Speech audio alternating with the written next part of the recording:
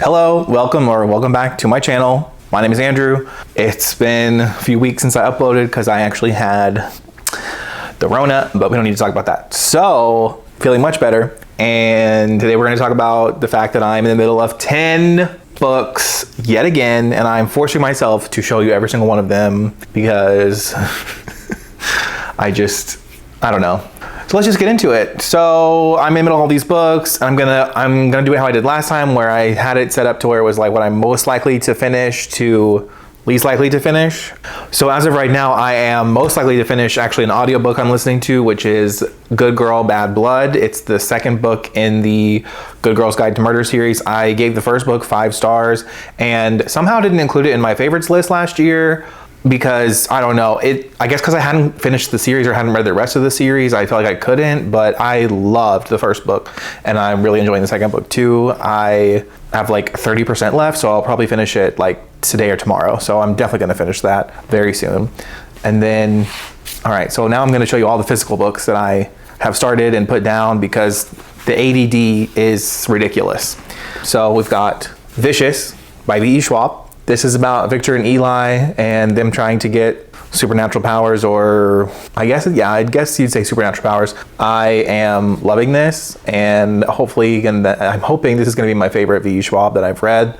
I don't think I've given her anything. I haven't given anything of hers 5 stars yet, so hopefully. But I actually have a review. I have a review of Darker Shade of Magic, and I have a review of The Invisible Life of Addie LaRue. I think both of them are spoiler filled and spoiler free, so I will leave all those videos in the description if you want to check them out and see my thoughts on those. But yeah, so far this is hopefully going to be my favorite by her. It's pretty great.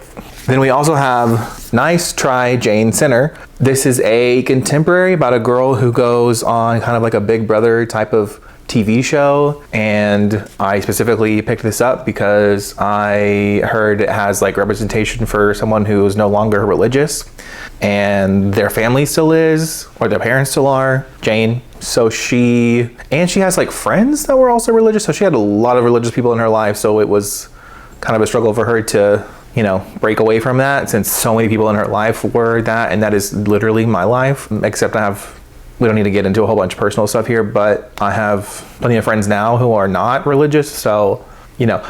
But this is definitely something I'm probably, as soon as I finish this, I want to get back into this, because I was really enjoying this a lot, actually.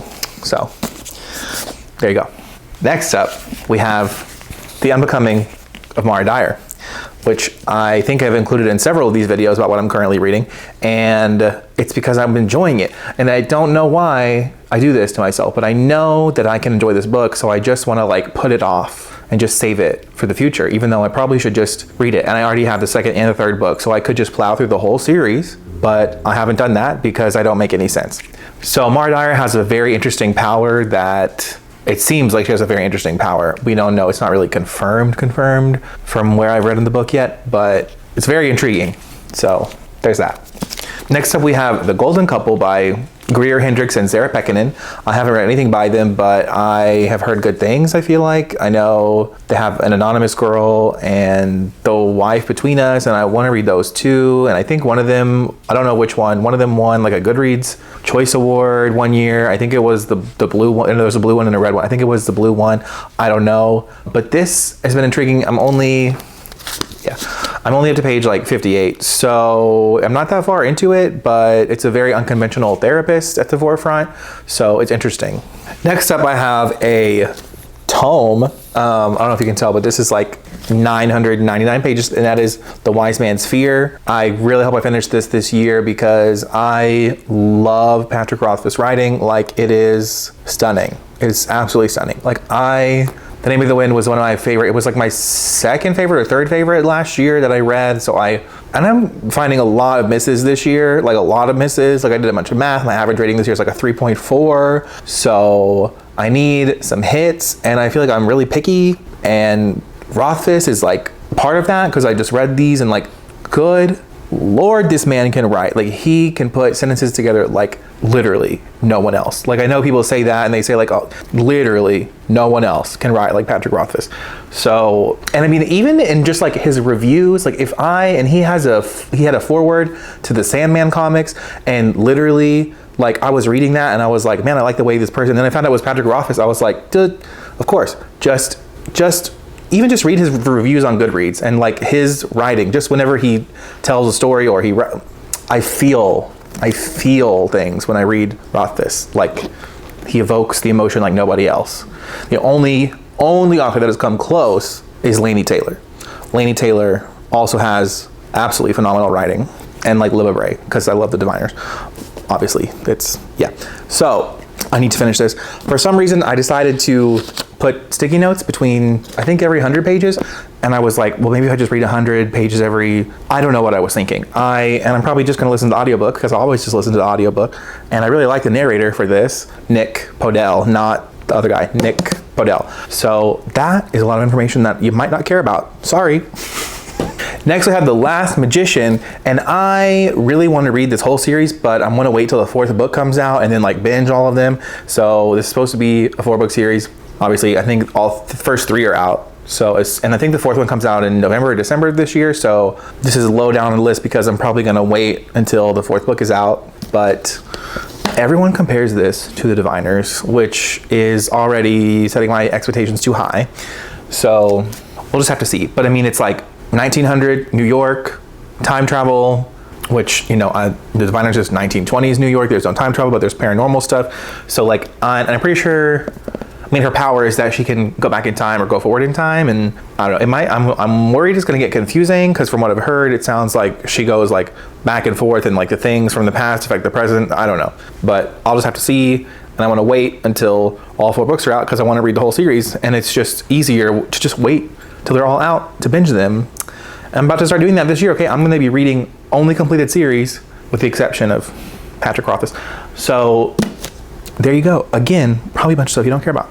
Another one that has been on the list almost every time I've made this video is I'm now on the 2nd book though. I think in the last video I was on, so this is 2 books in one in the Sherlock Holmes series, and I have read the first part of this, the Study in Scarlet. I finished that, so I need to finish the 2nd book in the book. And the first one in this series, I didn't really like it that much, actually. I mean, it gave it like a 3, but man, if you don't know, there's like a really, really long part about in the first book that goes into a huge explanation of the Mormon religion, which was just so unexpected and so not what I signed up for. I thought I signed up for. So hopefully the rest of the series isn't like that. And I know I loved like the BBC adaptation of Sherlock, and I'm like kind of somewhat worried that I'm not going to enjoy this as much. But I don't feel like I don't see how, because I feel like I was already really, really enjoying the second part of this book way more than the first one, but I don't know. And I have the entire series narrated by Stephen Fry. I have the whole thing. So this is like, I might finish this for other stuff, because I really don't know. But like, I have no idea. But I mean, it's Sherlock Holmes. I'm sure you've heard of it. I need to make my way through it, because I want to read more classics. Like, it's Sherlock Holmes. You already know. And if you haven't watched the BBC adaptation of Sherlock, you should change that immediately. Especially if you like mysteries. Like, duh. Okay, next we have The Archived by Victoria Schwab. And I don't know if I'm even going to finish this, because this is what I'm on, like, I'm only on page 25. But again, I'm forcing myself to address and show you every single book that I'm in the middle of, because hopefully it'll hold me accountable. I don't know. But this is, I don't know. It's something weird about her writing. Me and Victoria Schwab, it's just so, I don't know. I've heard several people have the critique that it's like she has amazing premises and the execution is kind of lacking. And while I don't feel like her execution is like the most disappointing thing ever, it's just not near the level of what the concept is to me most of the time. So I don't know why I'm reading 2 of her books out of these 10. They're the same author, and I feel like that's not good. And I'm like letting other people's influence affect me and me pick up stuff because other people say how great it is. But then when I've read it myself, I enjoy it. Don't get me wrong, I enjoy E Schwab, Victoria Schwab. I enjoy her stuff. So it's not like but I've just yet to have a super major hit from her at the level that other people say. So I don't know. What is this even about? That's a great question. So this is supposed to be about like how the dead rests on shelves, and then Mackenzie, I think, is the main character. Is that her name? Yeah, so she has to like keep the dead on shelves, basically. So, and that like was a super intriguing premise, once again, by E Schwab. So, but this is at the bottom because I just don't know. I just don't know. If I enjoy some others, if I give Vicious 5 stars, then I might move this up as a priority. But also this is incomplete and will probably never be complete based off of some tweets from Victoria Schwab. So I don't know. But I want to keep going and see if I start to jive with it more. But so far it's just okay. So there's that. Another one that was in my last currently reading video is The Arabian Nights, which I have yet to pick up ever since I first started it, to be honest, even though I was absolutely loving it. And you get to see, when you pick this up and when you read it, you get to see like so many things in this book have influenced what fantasy is now. Like people turning into animals, like just the magic, the jinn, the genies, like demons, like there's so many things in here that have clearly influenced a lot of fantasy writing. So it's very well worth it and I very much want to read it, but I just kind of seem to be prioritizing more modern stuff anyways. So, but I really enjoyed this when I read it, and it is way more plot driven than I would have thought. And this is like, so, but if you don't know, this also starts off with like this man who sees his wife, was it his wife at the time? He sees her like in the stables with the horses, like, and a bunch of these servants, men, like they're having an orgy basically. That's how this book starts. So like, it's fucking wild. It's absolutely wild. And I love plot. So what am I doing? Again, every time I talk about it, it makes me want to read it more, but I don't know. Okay, and last but certainly not least, I borrowed this from a friend. I did not purchase this with my own money, and I probably wouldn't, but since my friend who lives at the same complex as me had it on his shelf and it was easy to access, I never read this when it was super popular, and I was like also 13 at the same age as all those girls that were reading it. So part of me just wants to read it to say that I've read it, and my friend had access to it. Like, I don't see why not. I don't see why not. Like, is it gonna be good? No. Is it gonna be entertaining? I hope so. I'm like maybe not even 10 pages into this. Yeah, I'm on page 11. And this is the very bottom, okay. But it's also a completed series, so like I could read the whole series, even though I know some people say that like the other books in the series completely ruined the original series for them. So, I mean, the original book for them. So I don't know. I'm curious. I'm very curious what other people's thoughts are on this series. I know it's problematic. I know. But just because things are problematic doesn't mean you can't read them and acknowledge that they're problematic. That's a whole conversation. I'm not getting into it here. But it's in my apartment. Sorry. So there you go. Those are all the books I'm in the middle of reading. Hopefully I'm going to finish them soon. And hopefully they're not going to be in my next currently reading video that I make, because I've been reading some of these books for a really long time. And I used to mark them on Goodreads that I was currently reading them, and I stopped. I just stopped because it overwhelmed me.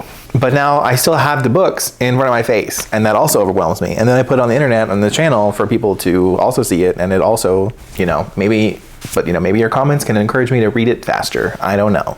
Well, there you go. Let me know your thoughts on any of the books if you'd like. I will also leave my Instagram, Goodreads, and Twitter. It's all in the description if you want to check them out. Otherwise, have a great day. Bye.